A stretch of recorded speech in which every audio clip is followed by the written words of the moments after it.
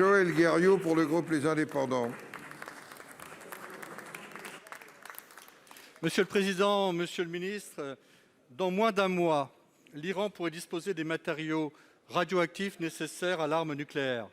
Les crises ne manquent pas en ce début d'année, du Mali à l'Afghanistan, en passant par l'Ukraine. Elles nous rappellent que la diplomatie est essentielle.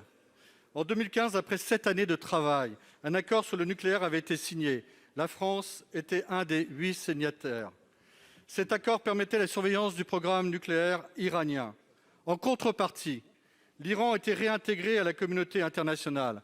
En renouant avec les échanges internationaux, le pays s'ouvrait et les tensions dans cette région s'apaisaient.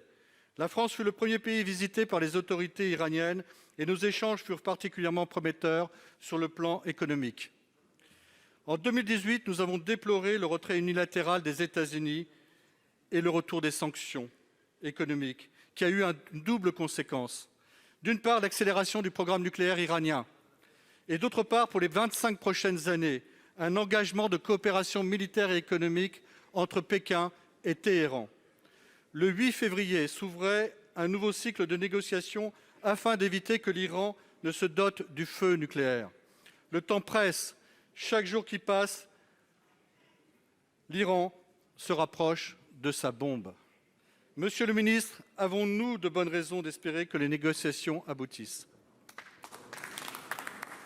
Pour vous répondre, la parole est au ministre de l'Europe et des Affaires étrangères, Monsieur Le Drian.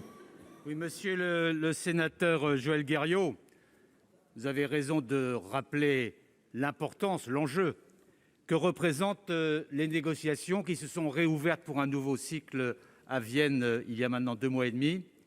Après un autre cycle de plusieurs mois, c'est un travail diplomatique harassant. Je voudrais en profiter pour saluer nos diplomates qui sont à l'ouvrage pour la préservation de nos intérêts et des intérêts de l'Europe dans cette affaire.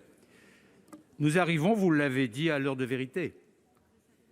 C'est-à-dire que si l'on veut que l'Iran respecte ses engagements en matière de non-prolifération et qu'en échange de quoi les États-Unis lèvent des sanctions et autres bénéfices, il faut qu'il y ait de quoi faire. Et plus on avance, plus l'Iran accélère ses procédures nucléaires, et moins il y a d'intérêt pour les parties à rejoindre le JCPOA. Donc on est rendu au point de bascule, là, maintenant. Et monsieur le sénateur, ce n'est pas une question de semaines, c'est une question de jours.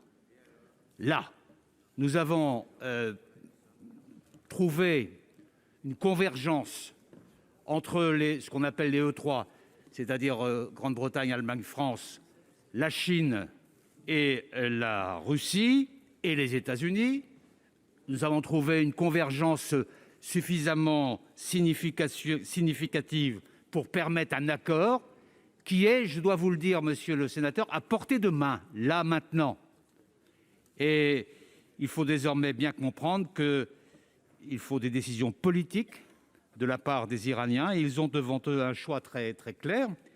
Ou bien ils déclenchent une crise grave dans les jours qui viennent, on pourrait s'en passer, ou bien ils acceptent l'accord qui respecte les intérêts de tous les partis et singulièrement les intérêts de l'Iran.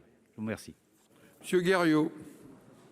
Monsieur le ministre Le Drian, je pense qu'on peut tirer des leçons de cette situation. D'une part, c'est la rupture des accords de 2018 qui nous entraîne dans cette situation, rupture unilatérale des États-Unis. On retrouve la même situation avec l'Afghanistan, où ils quittent l'Afghanistan de manière unilatérale. Ça doit nous interroger et ça doit nous amener à vraiment travailler pour que l'Europe ait une stratégie qui soit la sienne et que ce soit une stratégie indépendante qui nous permette de nous affirmer et d'éviter les conséquences de telles situations. Merci. Merci. La parole est à notre collègue